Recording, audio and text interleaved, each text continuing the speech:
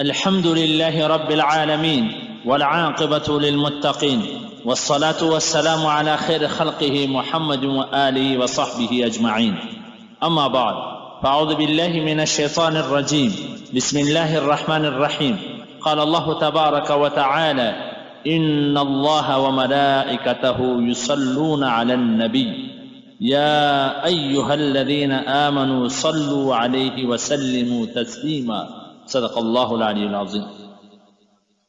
د تعلیم الاسلام ادارې مینوالو د الله څخه امید دی چې تاسې به ټول ښه روغ جوړ په صحت و عافیت سره یاست او د صحت جامې به مې پر تن باندې.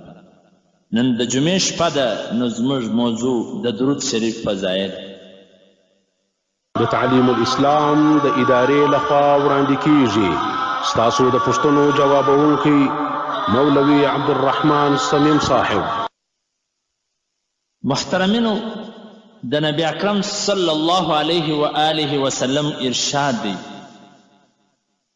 چې د مؤمن د بخالت دپاره دا خبره کافي ده چې زما ذکر واوري، زما ذکر د هغه و مخته وسي او دی پر ما باندې درود نه ووایي.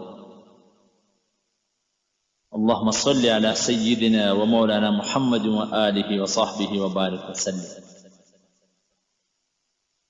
محترمینو، درود شریف جبرائیل علیه السلام راځي نبی اکرم صلی الله علیه و آله وسلم ته فرمایي چې هغه سړی دې هلاک سي چې د چا و مخته ستا ذکر وسي او دی درود شریف نه وایي، درود نه وایي. نن څومره ځایونه کې د نبی اکرم صلی الله علیه و آله وسلم ذکر زموږ مخته کیږي، لیکن درود پر خوله نه راځي، صرف نظر یې وګرځوي. حالانکه نبی اکرم صلی الله علیه و آله وسلم د یو مؤمن دپاره د ټولو څخه غټ محسن دی. څومره غټ احسان چې نبی اکرم صلی الله علیه و آله وسلم پر دې امت باندې کړی دی، خاص کر هغه خلک چې الله جل جلاله د ایمان دولت ورپه نصیب کړی وي. دومره احسانات هیچا هم نه دي کړي. نبی اکرم صلی الله علیه وسلم دا حال و چې د خپل امت په فکر کې به شپه ورځ و. یو صحابي د حضور اقدس صلی الله علیه و آله وسلم حالت داسې بیانوي چې کله هم ما وده ته کتل نو داسې به معلومېدله لکه دی چې په یو فکر کې وي، یو غم پر ده باندې وي.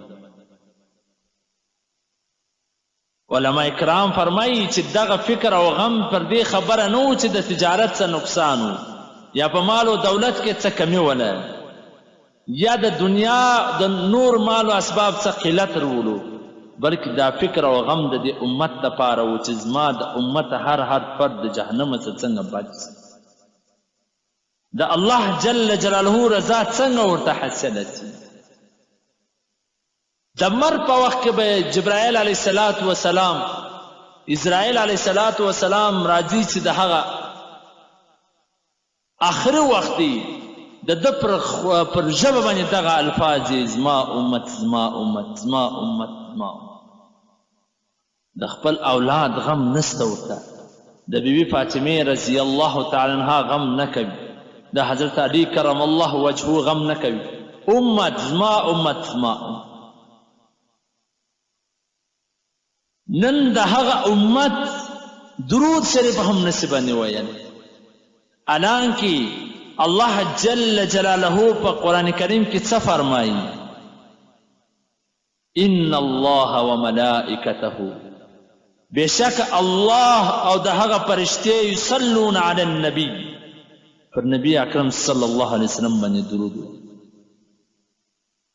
یا ایها الذین آمنوا، اے ایمان والاو، صلوا علیه وسلموا تسلیما، تاسو هم پر هغه باندې درود. تاسو و دې آیات ته لږ ځیر سئ. الله جل جلاله په اول کې څه فرمایي؟ چې الله درود وایي، داسې نه ولې چې تی درود ووایاست، یعنی الله د هغه فرشتې درود وایي. د دې آیات دوو ته خبرو طرف ته اشاره ده. یو دا چې د حضور اقدس صلی الله علیه وسلم باندې درود ویل ستاسو هیڅ ضرورت نه لري. یعنی نبی اکرم صلی الله علیه وسلم ته ستاسو د درود ضرورت نشته، ځکه الله جل جلاله د اوله څه پر هغه باندې خپله درود استوي، رحمتونه باندې استوي، او د الله فرشتې هم پر هغه باندې درود وایي. نو ستاسو د درود هغه ته څه ضرورت؟ لیکن صرف دا که تی چیرې خپله خیرخواهي غواړي، خپله بلایي غواړي، نو تی هم پر نبی اکرم صلی الله علیه وسلم باندې درود وایي. د نبی اکرم صلی الله علیه وسلم تاسو درود ته ضرورت نه لري، تی و درود ویلو ته ضرورت لري چې تی په دنیا او په آخرت کې په کامیاب.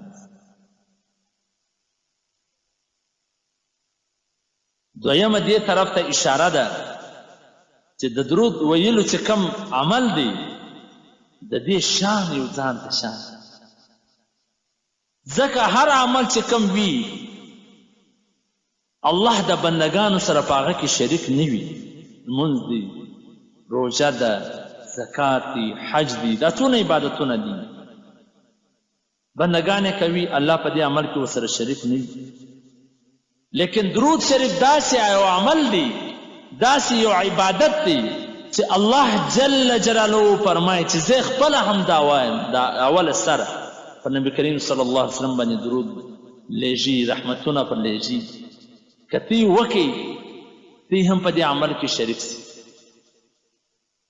الله اکبر.